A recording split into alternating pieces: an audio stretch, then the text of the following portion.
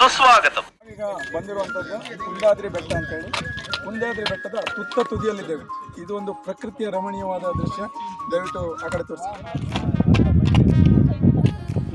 ಸುತ್ತಲೂ ಕಾಣ್ತಾ ಇರುವಂಥದ್ದು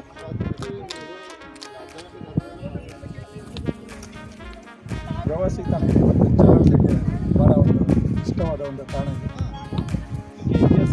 ಇತಿಹಾಸ ಅಂತ ಹೇಳಿದರೆ 17ನೇ ಶತಮಾನದಲ್ಲಿ ಜೈನ ತೀರ್ಥಂಕರ ಪಾರ್ಶ್ವನಾಥ ಅವರದ ದೇವಾಲಯ ಇದೆ. ಇತಿಹಾಸ ಪ್ರಸಿದ್ಧ.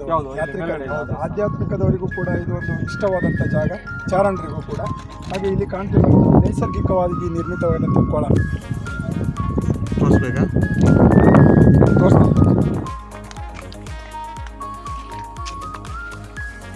ಮಳೆಗಾಲದಲ್ಲಿ ಈ ಭಾಗ ತುಂಬ ಹಚ್ಚ ಹಸಿರಾಗಿರುತ್ತದೆ ಮತ್ತು ಇಲ್ಲಿ ಮೀನುಗಳು ಮತ್ತು ತಾವರೆ ಹೂವುಗಳು ಇಲ್ಲಿ ಕಾಣಿಸುತ್ತದೆ. ಈಗ ನೀರಿಲ್ಲ, ಈಗ ನೀರು ಫುಲ್ ಇರುತ್ತೆ. ನೀರು ತುಂಬ ನೀರಿರ್ತದೆ ಇದು ಮಳೆಗಾಲದಲ್ಲಿ. ಗ್ರೀನಿದಾಗಿ ತುಂಬ ನೋಡಲಿಕ್ಕೆ ತುಂಬ ಚೆನ್ನಾಗಿರುತ್ತೆ.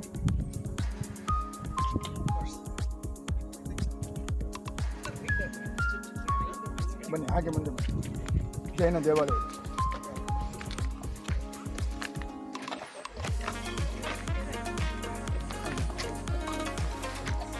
ಕೂಡ ಅಲ್ಲಿರುವಂಥದ್ದು ಒಂದು ನೈಸರ್ಗಿಕವಾಗಿ ಕೊಳ. ಇದು ಕೂಡ ಗ್ರೀನ್, ಮಳೆಗಾಲದಲ್ಲಿ ಭಾಳ ಹಚ್ಚ ಹಸಿರಾಗಿ ಸೊಂಪಾಗಿ ಕಾಣ್ತದೆ. ಇದೇ ಇಲ್ಲಿ ಕಾಣ್ತಾ ಇರುವಂಥದ್ದೇ ಜೈನ ದೇವಾಲಯ. ಸಾಧಾರಣ 17ನೇ ಶತಮಾನದಲ್ಲಿ ಜೈನ ತೀರ್ಥಂಕರ ಪಾರ್ಶ್ವನಾಥ ಅವರದ ಜೈನ ದೇವಾಲಯ ಇದೆ. ಇಲ್ಲಿ ಸನಾತನ ಹಿಂದೂ ಧರ್ಮದ ಆಚಾರ್ಯರು ಕುಂದ ಅನ್ನುವ ಆಚಾರ್ಯರಿಗೆ ಆಶ್ರಯ ನೀಡಿದಂಥ ಈ ಒಂದು ಸ್ಥಳ. ಬನ್ನಿ.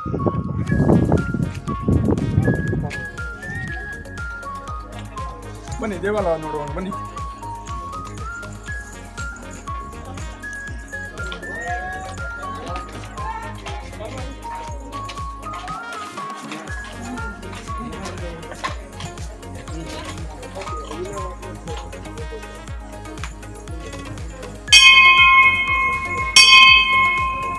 ಭಗವಾನ್ 1008 ಶ್ರೀ ಪಾರ್ಶ್ವನಾಥ ತೀರ್ಥಂಕರವರ ಜೈನ ಬಸದಿ.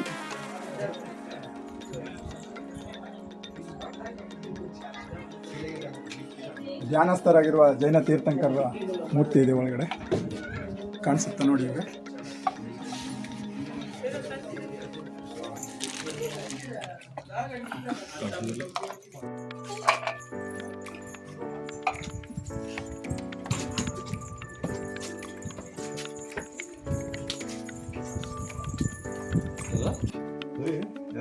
ಎಲ್ಲ ವಿಗ್ರಹಗಳು ಭಿನ್ನ ಆಗಿದೆ. ಆಗುವಾಗ ಇದು ಕೂಡ ನೈಸರ್ಗಿಕವಾಗಿ ನಿರ್ಮಿತವಾದಂಥ ಒಂದು ಕೊಳ. ಇದನ್ನು ತೆಗೆದಿವೆ ನೋಡಿ. ಮೀನುಗಳಿದೆ. ಮಳೆಗಾಲದಲ್ಲಿ ಭಾಳ ಹಚ್ಚ ಹಸಿರಾಗಿ ಸೊಂಪಾಗಿ ಕಾಣ್ತದೆ ಈ ಒಂದು ಕೊಳ. ಮತ್ತು ಇಲ್ಲಿ ಮೀನುಗಳಿದೆ. ತಾವರೆ ಹೂ ಕೂಡ ಇರ್ತದೆ. ಈಗ ಬೇಸಿಗೆ ಕಾಲದಲ್ಲಿ ಇದರಲ್ಲಿ ನೀರು ಕಡಿಮೆ ಇರೋದ್ರಿಂದ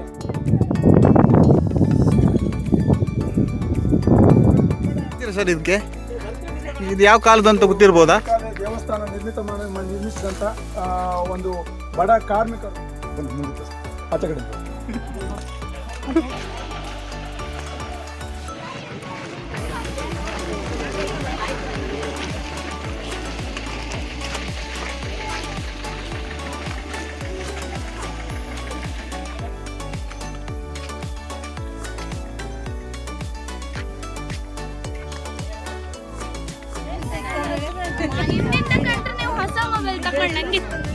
ವಸ್ತು ಕಂಡಾಗಿತ್ತಲ್ಲ, 6 ವರ್ಷ ಆಯ್ತು.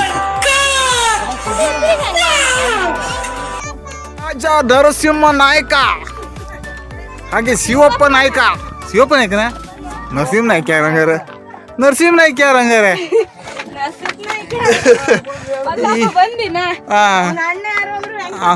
ವೆಂಕಟಪ್ಪ ನಾಯ್ಕ.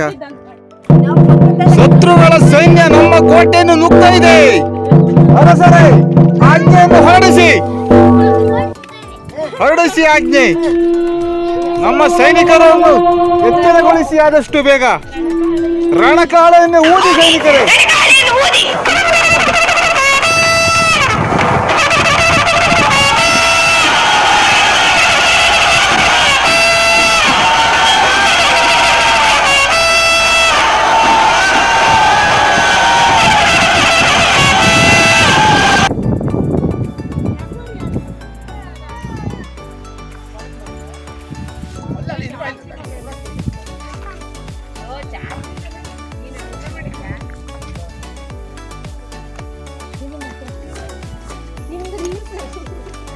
ನಮ್ದು ವಿಡಿಯೋ ಮುಗುದಲ್ಲೇ ಇತ್ತು.